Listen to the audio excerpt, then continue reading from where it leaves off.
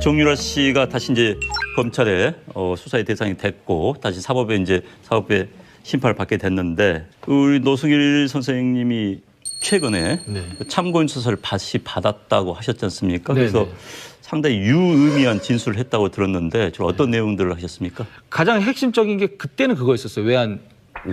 외환관리법. 네. 외환관리법. 네. 제가 이제 박원호 원장한테 받았던 서류 중에 정유라가 박원호 원장한테 2만 5천 유로를 넘겨준 게 그리고 박원호 원장이 받았다는 게 적혀 있어요.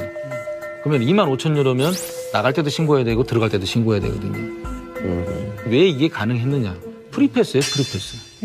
이들은 VIP입니다, 인천공항에서는. 구체적으로 느껴지던가요? 뭐 어떤 상황? 어디에서 딱 느꼈냐면요. 프랑크푸르트에서 느껴졌어요. 최순실은 딱 백 하나 딱 끼고 오고요. 비싼 케이스를 3개를 대한항공 지점장이 끌고 나오고 또 여직원이 스포츠 백을 3개를 또 끌고 나와요. 대한항공 지점장이 카트 끌고 나오는데 거기에 있는 독일인 보안 검사하는 사람들이 붙잡겠냐고요. 그냥 무조건 그냥 통과하죠. 그럼 인천공항에서는요 어떻게? 인천공항에서는 제가 VIP 쪽으로 이용하는 걸로 알고 있어요. 그런 거에 정유라는 굉장히 익숙해 있었겠네요. 그렇죠. 그러니까 본인이 입국할 때 그러잖아요. 뭐 삼성에서 지원해주는 거 이렇게 뉘앙스가 나한테는 특별하지 않다. 그런 지원은 특혜가 아니다. 이런 뉘앙스 같더라고요. 독일에서 3개월 동안 정유라 씨를 만났잖아요. 같이 네. 있었잖아요. 네. 정유라 씨가 삼성과 관련된 발언을 또 뭘 했나요? 삼성과 관련된 발언은 극히 조심했었어요. 아, 정유라도? 네네. 하지만 가장 결정적인 건 이거 같아요. 프랑크푸르트에서 2015년 8월 26일 날 코어스포츠하고 삼성이랑 계약을 하잖아요. 삼성의 박상진 전 사장, 그다음 황성수 전 전무, 그다음 법무팀 변호사 3명이서 박원호 원장이 인솔을 해서 비블리스 마장을 갑니다. 결정적인 건 뭘 보냐면 정유라가 말 타는 시범하는 모습을 보게 됩니다. 정유라는 누가 와서 자기가 말 타는 시범을 볼 것이라는 걸 인지를 하고 있었어요. 거기에다가 제가 삼성에서 오니까 다과를 준비해야 될 거 아니에요. 아하. 테이블을 세팅을 하고 정유라한테 삼성에서 와서 너 말 타는 걸 볼 거니까 너 시범 보여야 된다. 이것까지 제가 얘기했어요. 자기가 준비도 할 테니까. 네. 이게 검찰에서 전화가 와서 제가 이 부분을 설명을 해줬어요. 우리한테 먼저 했어야 되는데. 알겠다 이러는 거예요. 검찰에서는 가장 많이 물어본 게 어떤 부분이었어요? 계속 확인하면서. 가장 핵심적으로 보는 게 말이었었어요. 말. 삼성에서 말을 블라디미르. 어떻게 사주고 이게 실질적으로 정말 삼성에서 빌려준 거냐 아닌 거냐 이렇게 얘기가 나온 거죠. 근데 제가 생각했을 때는 이런 부분도 있을 것 같아요.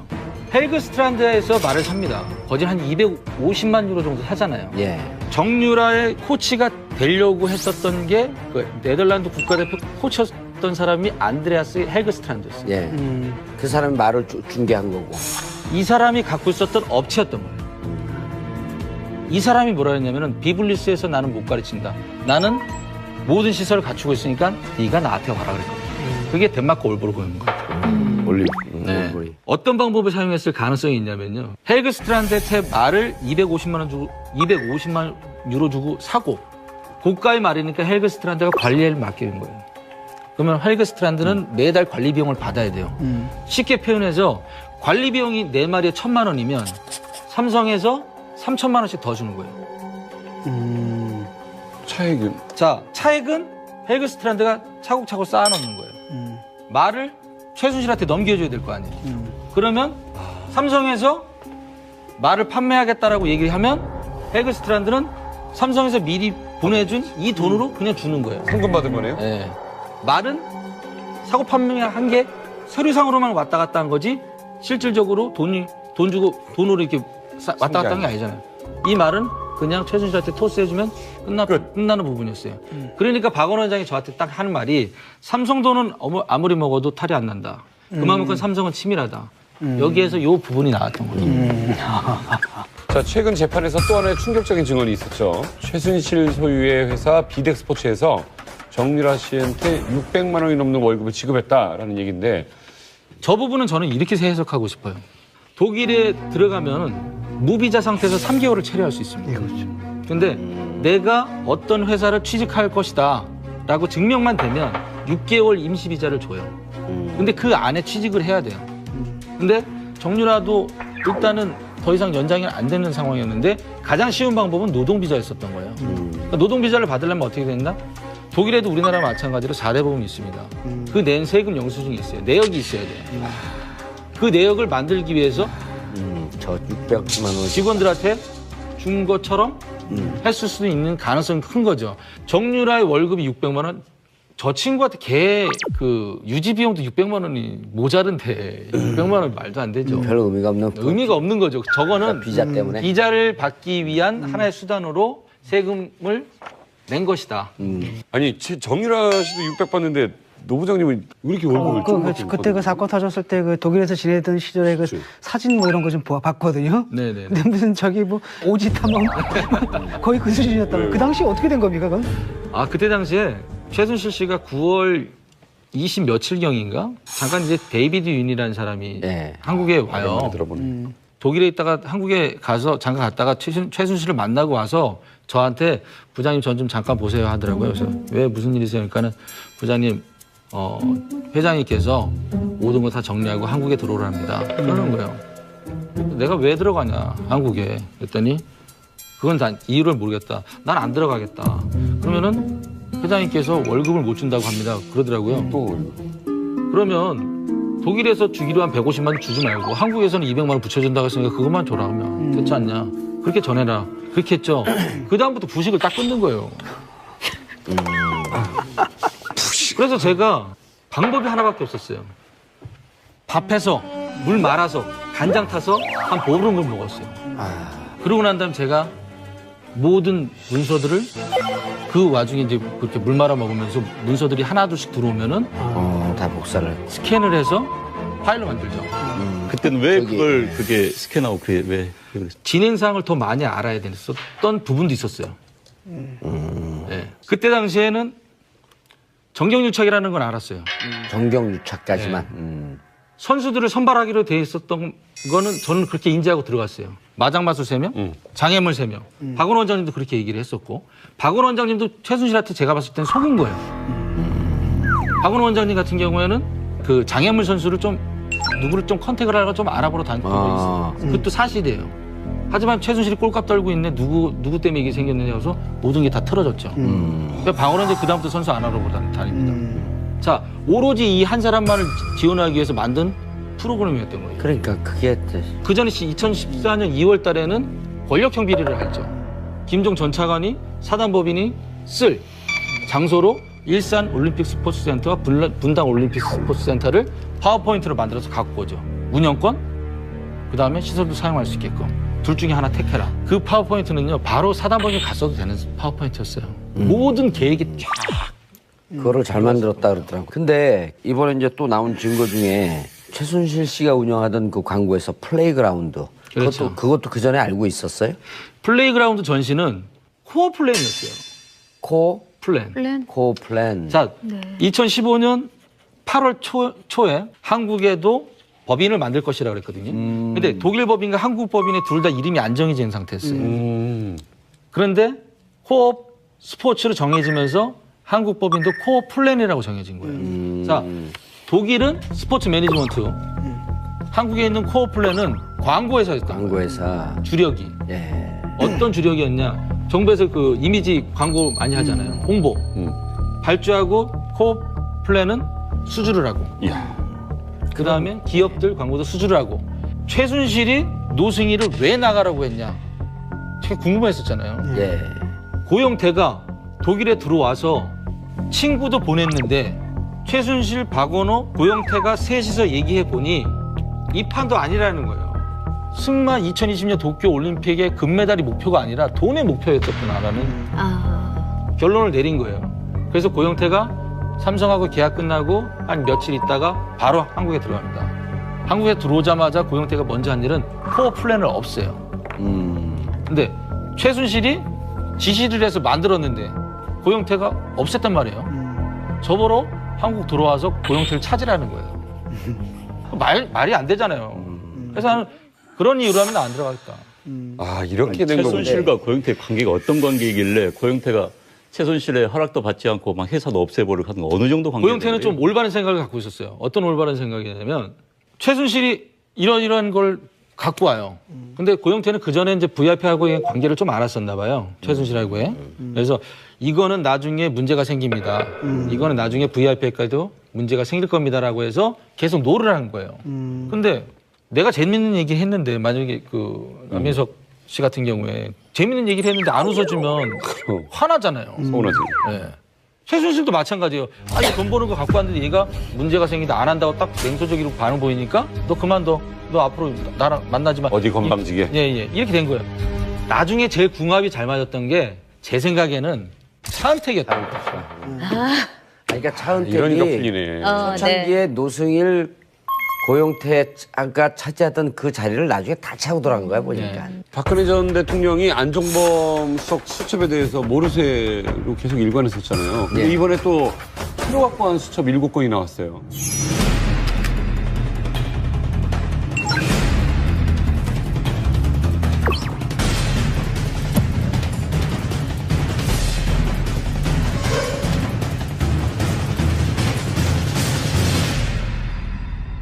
아니 근데 궁금한 게요. 뭐 미국의 FBI 국장은 뭐 메모한 게 증거 채택 능력이 있다 뭐 이런 얘기도 하는데 예. 우리나라도 지금 이런 경우에 7건의 수첩이 뇌물죄 결정적 증거가 될 수 있습니까? 뇌물죄가 성립되기 위해서는 박근혜 전 대통령과 최순실 관계 공모 관계를 입증할 수 있는 증거가 있어야 돼요. 근데 지금까지는 공모 관계 공동 지갑을 어떻게 설명을 했었냐면 최순실 박근혜 대통령의 옷값을 내주지 않았냐 이런 것으로 하는데 이게 방증 자료는 가능한데 너무 돌아간 증거야.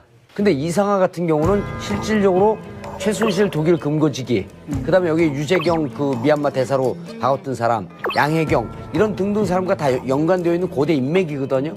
그러니까 실질적으로 이상하 금고지기에게 이 전화번호를 안종범에게 줬다라고 하는 것은 안종범에게 이상화에게 삼성에서 돈이 들어오는 등등을 확인해라라고 하는 것을 지시했을 가능성이 무척 높고, 그리고 두 번째 00149 이렇게 되잖아요. 001은 뭡니까? KT 아니에요. 박근혜 대통령 KT 이동수 거기 그 자기 직원을 박아놓았잖아요. 9월 13일서부터 요 전화번호와 전화 통화가 된 내역을 다 조사를 하면 이상하가 삼성과 연결된 전화가 어디에서든지 나오면 이건 완전 스모킹건이 되는 거죠. 이동수는 최순실이 그 KT의 광고 담당 임원으로 꽂아놓은 거예요. 그러니까 자기 회사에다 그 광고 갖다 줄 사람으로. 그렇죠. 근데 플레이그라운드는 최순실 소유의 이제 광고 회사고. 네. 그러니까 KT를 통해서 플레이그라운드에다 광고를 몰아주었다가 좀 구설수에 올랐나 보죠. 그렇죠. 그러니까 뭐 한쪽에 몰아준다고 오해. 그러니까 그런 일 없게 하라. 한 다음에 한 며칠 있다가 6월 20일 날 다시 지시사항이 나오는데 이동수 광고 받아주기 점검. 그 일 잘 됐느냐. 확인. 점검해봐라, 확인해봐라 이거죠 지금. 그렇죠. 그러니까 대통령이 알아서. 네, 근데 이거를 전에는 어떻게 증언했냐? 그 박근혜 그 전 대통령은 이 부분에 대해서 전혀 모른다 그랬어요. 그치. 그다음 또 하나는 이제 이 사건과 관련해서 우리가 주목해야 할 사건이 문영표 전 보건복지부 장관하고 홍완선 전 국민연금공단 기금운용본부장이죠. 이분들이 최근에 유죄 판결을 받았어요, 법원에서 2년 6개월 받았는데 일단 이 판결에는 대통령 관련성은 언급이 없어요. 아니, 대통령과 관련시키지 말라고 또 재판부 얘기를 해요. 네. 예. 그러니까 없지만은 일단은 뭐냐면 일거는 뭐냐면은 청와대에서 장관이나 뭐 이런 사람들 시켜가지고 기금 운영을 시켰다는 기금 운영을 거죠. 시킨 거죠. 그로써 국고에 손실이 초래했고 그로부터 이익을 받은 건 삼성이라는 거예요. 엄청난 이익을 받겠죠. 예천억에. 그러니까 삼성은 거대한 이익을 받고 그런 삼성이 이상화 통해가지고 돈을 줬고. 그러니까 큰 그림이 나온 거죠. 큰 그림은 나오는데 이제 이게 삼성물산과 제일모직 M&A 하는 과정 여기에 돈이 잘못 들어갔다는 얘기거든요. 결과적으로 간접적인 뇌물죄 그다음 삼성의 이 합병 과정을 도와준 이런 부분에 대해서 간접적인 증거 자료는 된 거지. 간접적인 증거 자료 이상이겠죠. 있었어요. 약간 왜 세게 뛴 거라고 그러냐면은 봐요. 검찰에서 이 뇌물 수수라든가 또는 부정한 돈의 거래를 할 때 그 수많은 사람인데 차명 계좌를 어떻게 걸러내느냐 하는데 사실 한 군데나 두 군데만 걸르면 금방 그렇죠. 알아낼 수가 있어요. 왜냐하면은 차명 계좌를 생판 모르는 사람한테 부탁하지는 않잖아요. 결국은 사돈의 8촌 정도의 범주란 말이에요. 근데 여기서 박근혜 전 대통령이 이 지점장의 계좌를 주면서 가르쳐 줬다는 건 뭐냐면은 바로 내가 받을 뇌물을 일로 보내라. 그거하고 똑같은 수법인 거예요. 매우 간단한 수법인 거예요. 그러니까 굉장히 심각하죠. 네, 그러니까 뭐 제가 생각할 때는 뭐 지금 박근혜 전 대통령 뇌물죄 관련해서 봤을 때는 삼성물산하고 제일모직이 합병 부분이잖아요. 당시에 외국계 투자자들은 반대를 했어요. 외국계 투자자들이 반대 주주를 모은 거는 최초예요. 우리나라에서. 근데 이 한국에 있는 주주들을 반대주주를 모으다 보니까 국민정음이 어떤 행동을 했냐면 9%에서 11%까지 지분율을 높입니다. 2%를 높인다는 거는 엄청난 거예요. 그렇죠. 네. 그렇죠. X로 따지면 네. 엄청난 거죠. 그러면 보건복지부 장관, 그다음에 가장 민감한 시기잖아요. 그러면은 대통령의 지시가 없는 한 이건 될 수도 없는 부분이죠. 그러니까 삼성에서 부탁을 해서 국민연금이 캐스트보드 역할을 해줬고 돈은 전영 의원님이 말씀하신 대로 최순실 쪽으로 빼준 거고 그리고 박근혜 전 대통령과 최순실은 인척관계가 아니잖아요. 그러니까 민정에서 관리 대상이 아니란 말이죠. 그러니까 이쪽으로 뺐을 가능성은 충분하다는 거죠. 그리고 이제 이 상황 같은 경우에 이제 그 독일 부장이고 프랑크푸르트 그 하나 외환에는 법인장이었어요. 그 네. 사람이. 최순실이 독일에 머무는 기간은 오면은 한 달이에요. 근데 또 나가면 또 한 달이잖아요. 근데 한 달 동안 돈을 인출하고 뭐하고 또 해야 될 거 아니에요. 근데 금융실명제 우리나라도 본인이 직접 가서 전표에 작성을 하고 본인이 가야지만이 모든 금융거래가 가능하잖아요. 최순실이 가기 전에 이게 전표라고 생각해 보세요. 출금 전표라고. 그럼 최순실이 여기다 사인만 하고 가는 거예요. 수십 장을 사인하고 갑니다. 미리 네. 수십 장을 사인하고 가면 이상화한테 전화를 해요. 어디를 송금해야 된다고. 그럼 이상화가 사인이 돼 있으니까 이상화가 다 적습니다. 프린트를 만들고. 그다음에 송금을 하고 보고를 하는 거죠. 이상화가. 그러니까 그게 코스포스 재단에 있는 돈 아니에요. 그렇죠. 코스포스에 있는 예, 돈. 예. 그러니까 제가 알기로에는 코스포츠 대표고 대표는 박승관 변호사잖아요. 예, 박승환 변호사. 자, 박승관 변호사 이름으로 계좌가 개설이 될 거 아니에요. 대표니까. 법인 계좌가. 예. 사인은 제가 알기로는 사인은 최순실 사인으로 거래된 걸 알고 있어요. 그러니까 모든 게 핸들링이 다 가능했던 구조를 다 만들어 놓은 거죠. 지난번 저희 외부자들하고 보이스피싱을 하셨죠. 네네네. 그 당시에 취조하는 것 같아요. 그게 말이야. 검찰 같아. 괜찮습니다. 저는 적응이 돼 있기 때문에. 정식하지 오늘 오전에 워낙에 많이 다녀서 괜찮습니다. 제가 더 자연스러운 것 같아요. 상황극의 한 장면. 검찰식으로 해보겠습니다. 네. 좀 처음 다시 하겠습니다. 네네네. 검찰에서도 그래요. 지난번 저희 외부자들하고 이 보이스피싱을 하셨죠. 네, 그렇죠. 예. 그때 정동춘 이사장의 행방불명으로 재단 직원들이 월급을 못 받고 있다 이렇게 이야기를 하셨죠. 네, 맞습니다. 예. 요즘 근황 좀 궁금한데요. 예, 요즘에 그 K스포츠 재단 출근하고 있고요. 대신에 월급은 지금 못 받고 있습니다. 출근을 하는데 월급이 안 나와요? 예, 정동춘 전 이사장님께서 법인 공장에 있는 도장을 갖고 나가셔가지고 일본을 다 바꿔놔가지고 저희가 월급을 지금 못 받고 있습니다. 아이고야. 그런데 이제 최근 언론 보도를 보면은 정동춘 이사장이 K 스포츠 재단의 출연금 네. 남아있는 275억 원이 모인 계좌를 네. 인출하려고 시도했다 이런 보도가 나와서 좀 네네. 놀랐는데 네. 근데 상식적으로 본다면은 K스포츠 재단은 이미 알려져 있고 은행에서도 특별 관리를 할 것 같은데 네네. 바보가 아닌 이상 인출하러 갔을 것 같지는 않아요. 상식선에 본다면은 네. 어쩌 뒷사정이 있습니까? 왜 그랬을까요? 본인이 은행을 찾아갈 때 판결문을 갖고 왔거든요. 그러니까 그게 뭐였냐면은 정동춘 이사장이 2017년 1월 13일 날 이사장이 연임이 안 돼요. 그래서 해임이 된 상황이었고 본인이 나가면서 재단에 머물러야 될 도장, 사용인감을 갖고 나갔어요.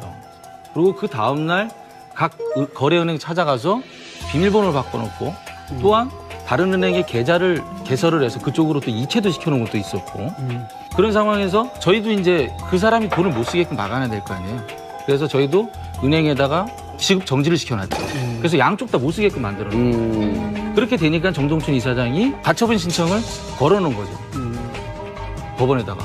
그 부분이 일단 판결이 정동춘 전 이사장한테 유리하게끔 났어요. 거기에 대해서 저희가 이제 2심을 청구할 수 있고 그런 상황인데 그 판결문을 갖고 은행에 가서 인출을 시도하려고 했는데 은행에서 또 경찰서에 전화했죠. 경찰서에 전화했죠. 근데 정동춘 전 이사장의 해명은 정말 묻지 못할 상황이 된 거예요. 재단에 임금 얘기던데? 네네 재단에 뭐 공과금이 밀려서 그다음 임금이 밀린 상황이기 때문에 그걸 해결해 주고. 근데 먼저 본인이 재단에다가 공과금이 얼마가 밀렸는지 직원들의 급여가 얼마나 밀렸는지를 먼저 확인하고 은행을 갔어야 되는 부분이거든요. 그리고 본인이 그런 좋은 마음이었다면 재단에 내가 이만저만해서 이러니 은행을 가겠다. 라고 했어야 되는데 몰래 갔거든요. 거기서 발각이 됐는데 구차한 변명을 늘어놓으면서 본인이 더 안 좋아진 상황이 된 거예요. 진짜 임금 줄 마음은 몇 프로나 있었을까요? 제로입니다. 근데 그 돈을 개인적으로 쓰는 순간 횡령으로 즉시 세고랑이 차게 될 텐데 바보가 인사 어떻게 빼낼 수 있을까 이거?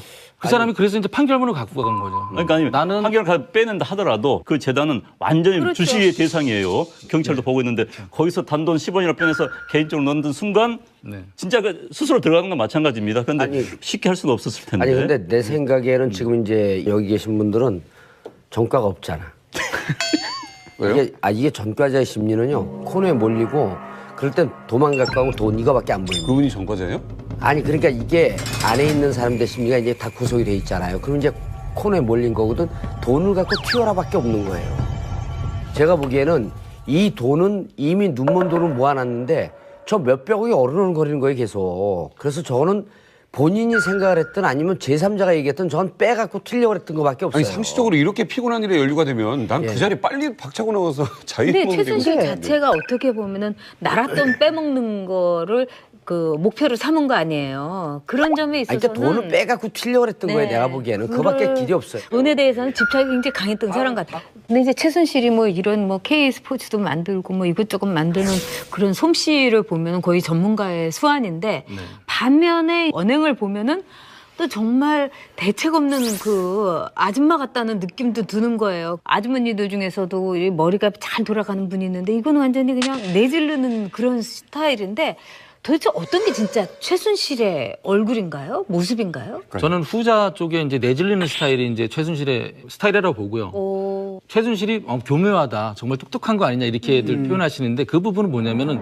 최순실이 갖고 있었던 건 인사권을 갖고 있었잖아요. 그러다 보니까 수석, 장관, 차관 이런 사람들이 더 잘 보이기 위해서는 구조를 다 짜주는 거죠. 이렇게 하면 됩니다. 그러면은 자기가 이렇게 들어보고 괜찮네 그러면 박근혜한테 얘기를 하고 박근혜가 다시 수석들한테 얘기하고 수석이 다시 장관한테 얘기하고 장관이 다시 차관한테 얘기해서 구조를 만들었던 거죠. 노 부장이 보기에 네. 박근혜 전 대통령과 최순실의 공모 관계. 네. 박근혜 대통령 입에서 최순실 금고지기 했던 일개 은행의 부장인데 이상한 전화번호와 이름이 나고 안종범한테 줬단 말이에요. 노 부장님이 그 둘이 이 돈을 빼먹기 위해서 어떻게 되고 정윤아 씨 이런 등등 관계를 거의 다 알고 있는 거 아니야. 네. 일단은 제가 이제 그 K스포츠 재단 입사하면서 최순실이 이제 불러요. 예. WK 사무실로 가서 이제 회의를 해봤더니 이것도 급한이 또 급한인 거예요. 자, 포스코에다가 펜싱 팀하고 배드민턴 팀 만들려고 지시를 했잖아요. 근데 포스코를 갔더니 포스코 사장이 콧방귀 끼는 거예요. 그래서 와서 최순실이 어떻게 됐냐 그래서 콧방귀 끼던데요 이렇게 얘기를 하니까 최순실이 보고서를 작성해라. 그 사람이 얘기한 거 우리가 얘기한 거 그대로 작성을 해라. 그래서 보고서 작성했더니 BH라인 통해서 올려라. 당시에 그 사무총장님이셨던 분이 안종범 수석하고 계속 연락을 주고받았어요. 아, 이게 안종범 수석한테 전달해 주라는 거구나. 그래서 저는 당시 사무총장한테 줬고 사무총장이 이제 안종범 수석한테 전달을 해줬고 근데 그 부분은 거기서 이렇게 끝났어요. 안종범 수석이 VIP께는 얘기하지 말아달라. 그 부분은 뭐냐면 최순실이 이 결과물에 대해서 박근혜한테 얘기한다는 걸 안종범은 알고 있었던 거죠. 그러니까 VIP한테 전달하지 말아달라는 거죠. 왜 하필 문화체육부였을까요? 그 그쪽이 거점이. 문화는 체육보다 더 광범위하잖아요. 문화는 엄청납니다. 체육에서 종합형 스포츠 클럽이라는 거는 우리나라에 지금 한 60개소에서 지금 지원을 받는 걸로 알고 있어요. 그게 뭐냐면은 동네마다 스포츠 공간을 만드는 거예요. 그리고 여기에서 선정이 되면 연 3억씩 지원을 해줘요. 3년간. 그러면 컨설팅을 어디서 하겠 WK에서 하는 걸로 돼 있잖아요. 경영 컨설팅을 그냥 해주겠어요? 컨설팅 비용을 받잖아요. 3억 예산 나간 것 중에. 그렇죠. 그게 제 기억으로는 1억씩이었어요. 한 개소당. 제가 알기로는 이 모델이 2,000개, 2,300개가 목표였었던 걸로 저는 알고 있어요. 2,300억이네 그냥. 예. 그런 아이디어를 어디서 얻었을까요? 그 기획을 김종 차관이 짰다는 거 아니에요? 제 생각에는 김종 차관밖에 없었던 거죠. 아니 그러니까 김종 차관이 스포츠 상품을 기획하고 프로그램을 기획하는 데는 가장 탁월한 아이디어를 갖고 있었다는 거 아니에요? 네, 그렇다고 하더라고요. 스포츠 마케팅 부분에서는 옛날에 저명하시다고 하시더라고요. 최순실 씨가 어찌됐든 뭐 K스포츠 재단을 위해서 돈을 벌려고 했고 네. 뭐 상당수 이제 미수로 끝난 거 아니에요? 그렇죠. 이렇게 됐으니까. 네네. 그럼 최순실 씨가 벌 재산이 얼마 된다고 보세요? 초기에 검찰에서 뭐 돈도 많아 보이지도 않고 그냥 강남에 그냥 사는 아줌마로 보이던데 이러는 거예요. 그래서 그렇지 않다고 저분 건물 지금 갖고 있는 게 금매로 300억이었다고. 그 금매 300억도 정유라가 얘기해 준 거예요, 저한테. 정유라가? 예. 아. 그래서 미승 빌딩이 금매가 300억이었구나. 근데 최순실 씨가 갖고 있는 건물은 상당히 많거든요. 그러니까 K스포츠 재단, 그 바로 옆에 또 미르잖아요. K스포츠 재단의 앞쪽으로 한 200m 떨어지면 테스테로사예요. 그쪽에 밀집되게 제가 알기로는 최순실 건물이 한 3개 정도는 있는 것 같아요. 저 끝으로 이 자리를 빌려서 정유라 씨나 최순실 씨에게 한마디 한다면? 제가 어렸을 때 그 개그맨 김병주 아저씨 지구를 떠나거라 이거 하고 싶습니다 진짜. 의 코치가 되려고 했었던 게 그 네덜란드 국가대표 코치였던 사람이 안드레아스 헬그스트란드였어요. 예. 그 사람이 말을 중개한 거고. 이 사람이 갖고 있었던 업체였던 거예요. 이 사람이 뭐라 했냐면은 비블리스에서 나는 못 가르친다. 나는 모든 시설을 갖추고 있으니까 네가 나한테 와라 그랬거든요. 그게 덴마크 올보르고인 거예요. 올리. 네. 어떤 방법을 사용했을 가능성이 있냐면요. 헬그스트란드한테 말을 250만 유로 주고 사고 고가의 말이니까 헬그스트란드가 관리를 맡기는 거예요. 그러면 헬그스트란드는 매달 관리 비용을 받아야 돼요. 쉽게 표현해서 관리 비용이 내 말에 1,000만 원이면 삼성에서 3,000만 원씩 더 주는 거예요. 차액은? 자, 차액은 헬그스트란드가 차곡차곡 쌓아놓는 거예요. 말을 최순실한테 넘겨줘야 될 거 아니에요. 그러면 삼성에서 말을 판매하겠다라고 얘기를 하면 헬그스트란드는 삼성에서 미리 보내준 이 돈으로 그냥 주는 거예요. 현금 받은 거네요? 네. 말은 사고 판매한 게 서류상으로만 왔다 갔다 한 거지 실질적으로 돈 주고 돈으로 이렇게 왔다 갔다 한 게 아니잖아요. 이 말은 그냥 최순실한테 토스해주면 끝나는 부분이었어요. 그러니까 박원 원장이 저한테 딱 하는 말이 삼성 돈은 아무리 먹어도 탈이 안 난다. 그만큼 삼성은 치밀하다. 여기에서 이 부분이 나왔던 거죠.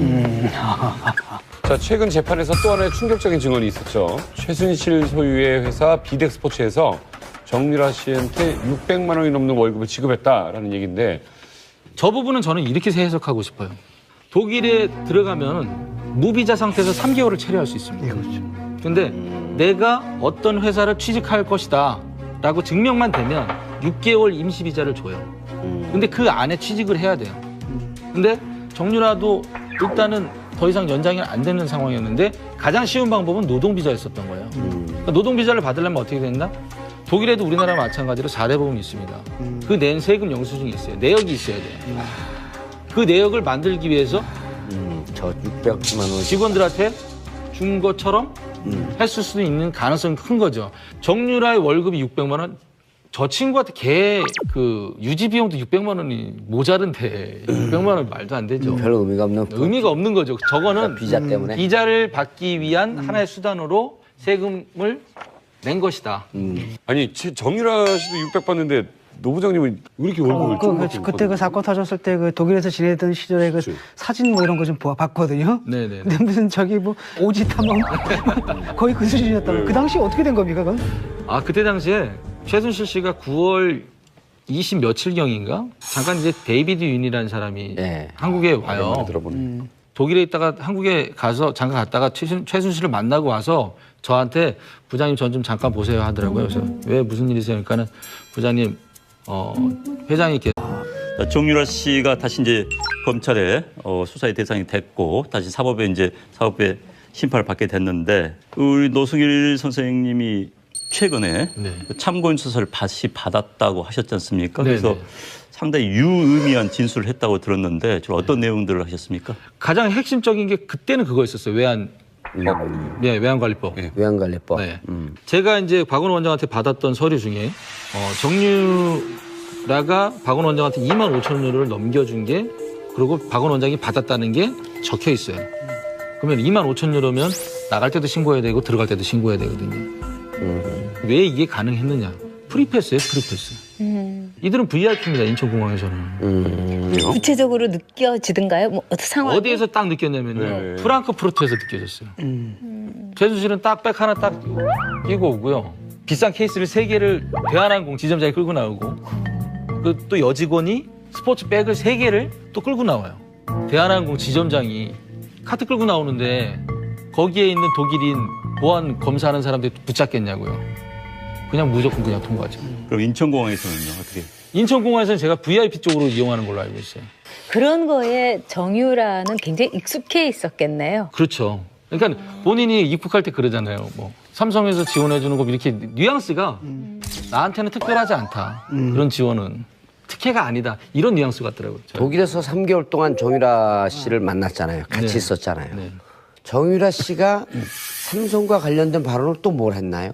삼성과 관련된 발언은 극히 조심했었어요. 아, 정유라도? 네네. 오. 하지만 가장 결정적인 건 이거 같아요. 프랑크푸르트에서 2015년 8월 26일 날 코어스포츠하고 삼성이랑 계약을 하잖아요. 삼성의 박상진 전 사장, 예. 그다음 황성수 전 전무, 그다음 법무팀 변호사 세 명이서 박원호 원장이 인솔을 해서 비블리스 마장을 갑니다. 결정적인 건 뭘 보냐면 정유라가 말 타는 시범하는 모습을 보게 됩니다. 정유라는 누가 와서 자기가 말 타는 시범을 볼 것이라는 걸 인지를 하고 있었어요. 거기에다가 제가 삼성에서 오니까 다과를 준비해야 될 거 아니에요. 아하. 테이블을 세팅을 하고 정유라한테 삼성에서 와서 너 말 타는 걸 볼 거니까 너 시범 보여야 된다. 이것까지 제가 얘기했고. 그래 자기가 준비도 할 테니까. 네. 이게 검찰에서 전화가 와서 제가 이 부분을 설명을 해줬어요. 그랬더니 우리한테 먼저 했어야 되는데. 알겠다 이러는 거예요. 검찰에서는 가장 많이 물어본 게 어떤 부분이었어요? 계속 확인하면서 가장 핵심적으로 보는 게 말이었었어요. 말. 삼성에서 말을 블라디미르. 어떻게 사주고 이게 실질적으로 정말 삼성에서 빌려준 거냐 아닌 거냐 이렇게 얘기가 나온 거죠.